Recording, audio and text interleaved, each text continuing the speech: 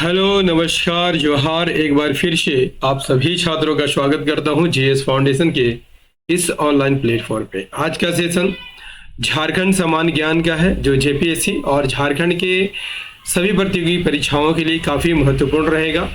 आपसे मेरा यही रिक्वेस्ट है कि यदि आप इस वीडियो को देख रहे हैं तो एंड तक जरूर देखिएगा, है ना। यदि वीडियो अच्छी लगे तो इसे लाइक कर दीजिएगा, अपने दोस्तों के साथ शेयर कीजिएगा, और यदि आप भी इस चैनल पर नए हैं तो चैनल को जरूर सब्सक्राइब कर लीजिएगा दोस्तों। बेल आइकन को प्रेस करना मत भूलिएगा, ठीक है। तो चलिए बिना देरी किए हुए स्टार्ट कर लेते हैं आज के सेशन को। देखिए, पहला सवाल आपकी स्क्रीन पर है। क्या कहता है? कहता है कि झारखंड राज्य का शिशु लिंगानुपात है कितना है, आपको यहां पर बताना है। राइट आंसर हो जाएगा 948 है। शिशु लिंगानुपात झारखंड का कितना है? 948। देखिए, शिशु लिंगानुपात कहने का मतलब है कि 0 से 6 आयु वर्ग के बच्चे जो है 948 है, ठीक है। वर्गीकरण 2011 के अनुसार ग्रामीण शिशु लिंगानुपात कितना है? 957। नगरीय शिशु लिंगानुपात 9000। अनुसूचित जाति में शिशु लिंगानुपात 984 और अनुसूचित जनजाति में शिशु लिंगानुपात 979। और इसकी गणना कितने पर की जाती है? 1000 पर की जाती है, 1000 पुरुष पर, ठीक है। Next question. नेक्स्ट है, विष्णु पुराण नामक ग्रंथ में झारखंड को किस नाम से संबोधित किया गया है? सेशन को लाइक जरूर करते चलिएगा दोस्तों, बीच बीच में मैं लाइक करने के लिए नहीं कहूंगा। विष्णु पुराण नामक ग्रंथ में झारखंड को किस नाम से संबोधित किया गया है? राइट आंसर हो जाएगा ऑप्शन सी, मुंड नाम से संबोधित किया गया है। देखिए, समुद्रगुप्त के प्रयाग प्रशस्ति में यदि आपसे पूछ लिया जाए मुरुंड के नाम से, विष्णु पुराण में बता चुका हूं मुंड के नाम से। यदि आपसे पूछ लिया जाए भागवत पुराण में तो किक्कट प्रदेश के नाम से, और महाभारत के दिग्विजय पर्व में क्या कहा जाता है? पुंडरीक कहा जाता है या फिर पशु भूमि कहा जाता है। Next question. झारखंड की किस जनजाति को लौह युगीन औजारों का प्रारंभकर्ता माना जाता है? राइट आंसर हो जाएगा ऑप्शन बी, असुर और बिरजिया को। लौह युग में लोहा से बनने हुए उपकरणों का प्रयोग किया जाता था, ठीक है। इसी कारण इस युग का नाम लौह युग पड़ा है। झारखंड के असुर, याद रखिएगा, झारखंड के असुर और बिरजिया जनजाति को ही लौह युग से निर्मित औजारों का प्रारंभकर्ता माना जाता है। लौह युग में निर्मित औजारों का प्रारंभकर्ता माना जाता है। नेक्स्ट क्वेश्चन कर लीजिए। झारखंड के निम्न में किस स्थान का संबंध जैन धर्म से है? राइट आंसर हो जाएगा ऑप्शन ए, हनुमान गांव का संबंध जो है जैन धर्म से है। हनुमान गांव कहां पर है? तो झारखंड के पलामू जिला में है, और यहां से जैनियों की पूजा स्थल मिले हुए हैं। नेक्स्ट है, झारखंड के किस स्थान से रोमन साम्राज्य के सिक्के प्राप्त हुए हैं? राइट आंसर हो जाएगा ऑप्शन डी, सिंहभूम से रोमन साम्राज्य के सिक्के मिले हुए हैं। सिंहभूम से क्या मिला हुआ है? रोमन साम्राज्य के सिक्के मिले हुए हैं। इससे झारखंड के वैदेशिक संबंधों की पुष्टि होती है ना। चलिए अगला सवाल कर लीजिए।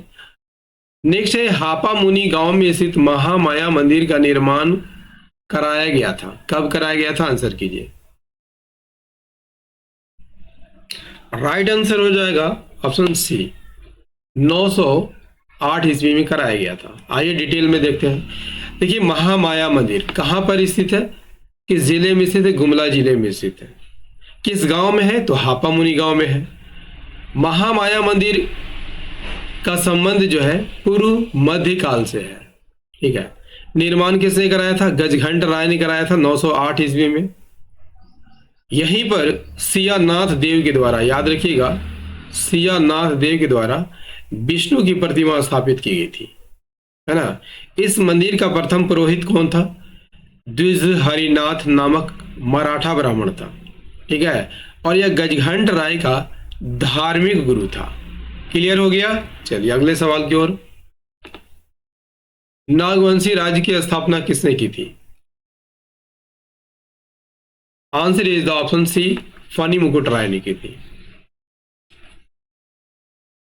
फनी मुकुट राय ने नागवंशी राज्य की स्थापना की थी। राजधानी कहां बनाई? सुदियामे में। देखिए अंतिम मुंडा राजा कौन थे? मदरा मुंडा। अंतिम मुंडा राजा मदरा मुंडा और अन्य नेताओं की सर्वसम्मति से 64 ईस्वी में फनी मुकुट राय को राजा घोषित किया गया था। है गया क्लियर। चलिए अगला सवाल। मिदनापुर क्षेत्र में ईस्ट इंडिया कंपनी ने कब अपना आधिपत्य स्थापित किया था? राइट आंसर हो जाएगा ऑप्शन बी, 1760 में। 1760 में ईस्ट इंडिया कंपनी ने मिदनापुर क्षेत्र में अधिकार स्थापित किया था। नेक्स्ट है, निम्नलिखित में से किस क्षेत्र के भूमिजों को चुआर या चुहाड़ कहा जाता था? राइट आंसर हो जाएगा, जंगल महल के भूमिजों को चुआर या चुहाड़ कहा जाता था। देखिए अंग्रेज जंगल महल के भूमिजों को चुआड़ या चुआर कहते थे। ठीक है, इसका मतलब क्या होता है? नीची जाति के लोग। ठीक है, सामान्यतः चुआर लोग क्या करते थे? पशु पक्षियों के शिकार, जंगलों में खेती और वन उत्पाद के व्यापार करते थे और इसी से अपना भरण पोषण करते थे।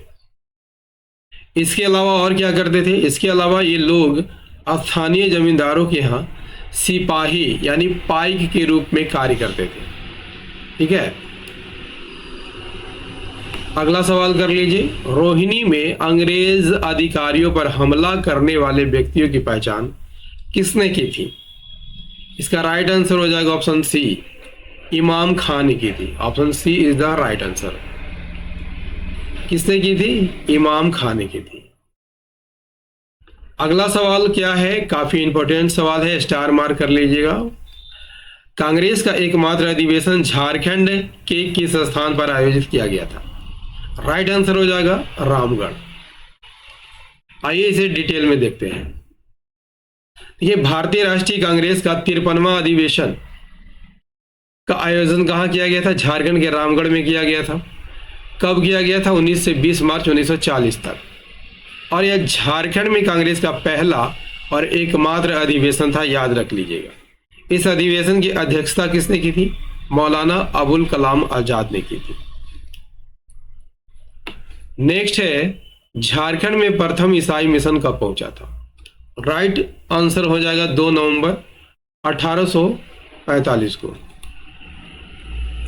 झारखंड में ईसाई धर्म के प्रचार के लिए ईसाई प्रचारकों का दल रांची कब भेजा गया? 2 नवंबर 1845 को। किसके द्वारा भेजा गया? तो जर्मनी के फादर थे रेवरेंड जे.एस. गॉसनर द्वारा भेजा गया था। इसमें 4 लोगों का दल शामिल था। ठीक है, कौन कौन? एमिली एस्कोच, ये धर्मशास्त्री थे। फ्रेडरिक वाच, ये शिक्षक थे। थियोडोर जैक, ये क्या थे? ये अर्थशास्त्री थे। और कैल्सर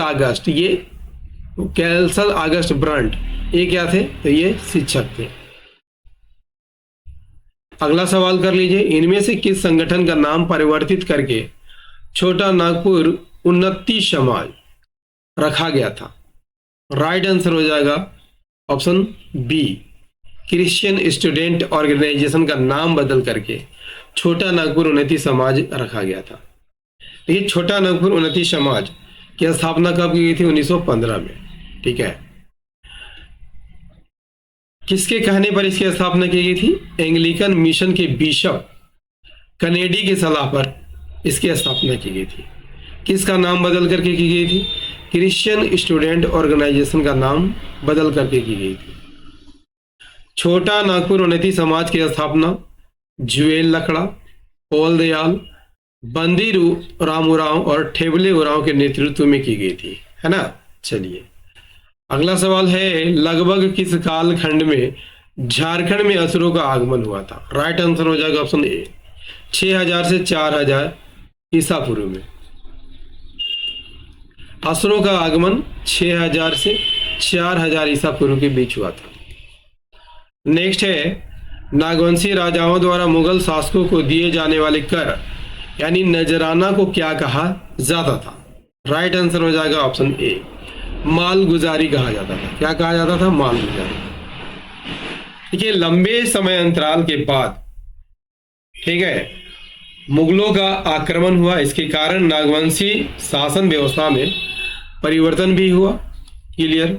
और इसी परिवर्तन के परिणाम स्वरूप जो है मुगल सेना द्वारा, किसके द्वारा? मुगल सेना द्वारा नागवंशी राजाओं से नजराना यानी एक प्रकार का कर वसूला जाने लगा। और यही नजराना जो है बाद में एक नियमित व्यवस्था बन गई। ठीक है। और इसे क्या कहा जाने लगा? मालगुजारी कहा जाने लगा। ठीक है, क्या कहा जाने लगा? माल गुजारी कहा जाने लगा। दोस्तों, ये सेशन आपको कैसा लगा कमेंट करके जरूर बताइएगा। उम्मीद करता हूं दोस्तों सेशन काफी अच्छा लगा होगा। यदि सेशन अच्छा लगा है तो एक लाइक अवश्य कीजिएगा, इसे अपने दोस्तों के साथ शेयर कीजिएगा। और यदि आप भी इस चैनल पर नए हैं तो चैनल को जरूर सब्सक्राइब कर लीजिएगा और बेल आइकन को प्रेस करना मत भूलिएगा। मिलते हैं अगले सेशन में इंडियन ज्योग्राफी के प्रश्नों के साथ। तब तक के लिए जय हिंद, धन्यवाद।